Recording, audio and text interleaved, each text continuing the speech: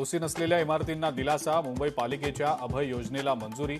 निवासी इमारतींसह रुग्णालयं आणि शाळांचाही या योजनेमध्ये समावेश. छत्रपती संभाजीनगरमध्ये डॉन बाबा फर्जंदच्या घरावर कारवाई. डॉनच्या घरात आढळली 6,350 काडतुसं.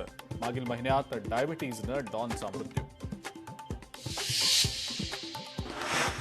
डोंबिवली शास्त्रीनगर रुग्णालयातल्या डॉक्टरांना मारहाण प्रकरणात मोठमोठ्यांना गार केलं. गंमतमदी म्हणणाऱ्यांना 17 वर्षात सरकारी रुग्णालय सुसज्ज करता आलं नाही, ही खरी शोकांतिका. शहरात लागलेल्या बॅनरनं वेधलं सर्वांचं लक्ष.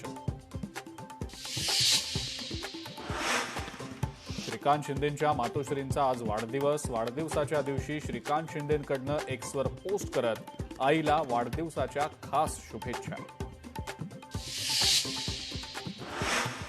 पिंपरी चिंचवडच्या मोशीमधल्या दुर्घटना प्रकरणात अडकलेल्यांना सुरक्षित बाहेर काढण्याचं काम सुरू. पालिका आयुक्त डॉक्टर विजय सूर्यवंशी यांची माहिती.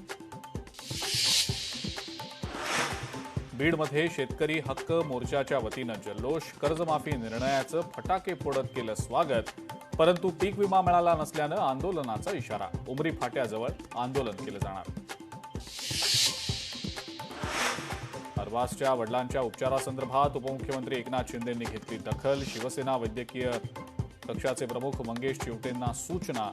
उपचारासाठी प्रसिद्ध डॉक्टर वळसंकर हॉस्पिटलचा पुढाकार.